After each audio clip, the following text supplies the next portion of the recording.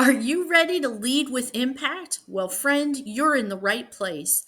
Today, you can join Carol Fairman and Dr. Guy Henry as they begin exploring what it means to lead with impact. So, pull up a chair, grab your coffee, a pen and paper, and get ready to have some deep conversations with Carol and Guy as they walk you through what it means to lead with impact. Welcome back to Lead with Impact, the podcast where we explore principles to help you grow as a leader and empower those around you.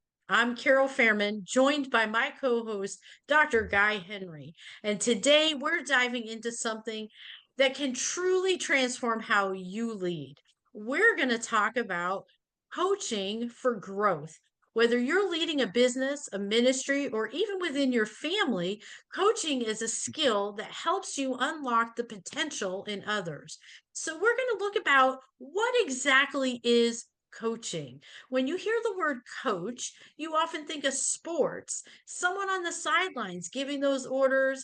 But leadership coaching isn't about shouting plays. It's about helping Mhm. others see what they're capable of, guiding them to their next level. So, Dr. Yeah. Guy, what are some thoughts on that? Well, first, I just want to make fun of you saying the word explore. Well, you just go right ahead. Go Yeah, ahead. okay. All right. But when we hear that term coaching, there's so many things like sports and all that things that go in our mind. And I know today that's a common word for a career in a business and very viable at that. But I think what we want to do is kind of connect that to leadership. It's not a coach doesn't just tell people what to do. And actually, a good coach doesn't just tell people what to do. They ask the right questions. Yes. They have the skill of listening deeply, and then through that process, they help others really discover the solutions for themselves. And I think that's what's really important about coaching. We're helping people, we're leading, we're directing, we're influencing people to help make the decisions for themselves. I And that love causes that. growth personally and in the teams. Absolutely. And it's such a good point that listening deeply, because we need to be listeners so we can help them discover their solutions rather than barking those orders like that Yeah. sports coach is really barking those orders. But this kind really coaching is to woo it out of someone, helping them Hmm. self-discover, right? And we do that by listening and guide them. So imagine this, you're a leader with a full team of people waiting for you to tell them what to do next. Goodness Yeah. gracious, that's Yeah. exhausting. It's absolutely Yeah. exhausting. But what if instead you had a team that felt confident making decisions, solving Hmm. problems, and taking initiative because you've coached them? You coached them to think critically. That Hmm. is what the power of coaching really is. I know I'm going to slide in an example and I'm going to ask you for an example. I just left a staff meeting and we were trying to map out some calendar things and some training, and one of my newer team members was kind of like, oh well, we have to have this training, where do you think I should hold it? I'm thinking, that's Yeah. you're the one leading this training. What is that best choice for you? So I had to start guiding her in by listening and probing questions, and all of a sudden she had that confidence to make the decision as to where we were going to host this event. And so really it's Hmm. because it is exhausting. I'm thinking, if I got to make one more decision today, I'm going to explode Right. like a tea Yeah. kettle. And why is this hard? So I had to take a deep breath and I had to listen to what her question was and then help her find that Yeah. solution. Yeah. And so, yeah, do you have any examples that Yeah, might that's help our good because that audience? is coaching. Yeah, actually, now that you mentioned, I remember working with a leader who basically was to that point of being burned out. And I know we see that a lot, we hear that a lot because they always felt like they had to be the answer guy. They had to be the Mhm. person with the answer. So every little thing that came up, make sure it goes through me, right? But, after just kind of working with him and just kind of learning some of those simple coaching techniques, these things that we're talking about, and shifted from fixing everyone's problems to actually empowering them to find the solutions, even Yes. though it affected the team. If this is your area, be the problem solver. And that change just released him from so much stress. I love In it. fact, the whole team learned from that to become more engaged and as a team more self-sufficient, which is what you want, teamwork, right? That's Yes. and we can't just the leader can't be the pivoting point in the sense of everything goes through me. We have to build up that team, and coaching, I believe, is part of those tools. Right. And like they say, there's no I in team. Um, Right. so this is the perfect example of that. Two Hmm. powerful examples of really how to uh it really eliminates stress for us as the leader Hmm. by really helping other people, empowering them. And so let's explore that a little further. Why does it matter in leadership to be a coach versus managing, right? So managing, Hmm. we know, is about controlling the outcome, right?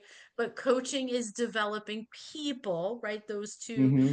distinctors. And so managers are going to focus on the tasks, and we've got some strong, direct leadership styles, and they might struggle a little with the coaching because they're going to want to manage and focus those tasks. But really, Hmm. coaching is going to help with that growth. A manager is going to say, here's what to do, but a coach is going to say, what do you think is the best way to handle this? And that example of me earlier, where do you think we should host this event? I got Hmm. 82 ways I can tell you where we're going to host it, but I really want to equip my team members. And so, what Hmm. do you have any other thoughts on managing versus coaching? Well, there was a season when management was kind of where everybody was focusing. And I think it was a stepping stone, but not a place to land. I think Right. coaching is another step towards that because it has better long-term benefits. You actually end up with more retention, right? Because your employees or your team members, however that look, they, whatever that setting is in your area, whoever when they feel heard and develop, they're more likely to stay because they feel involved. They're buying into it. And coaching is a way of showing your team that you're investing in them and not just what they can do for the company or the business or the organization or the ministry. It's not about just their input or I'm sorry, their output, right? And so they'll stay longer. And I think that you'll see more innovation. Oh, People get yes. creative when we empower them to they start to think outside of the box. And then when we can get people outside of the box, guess what? Creation flourishes. The people get more creative.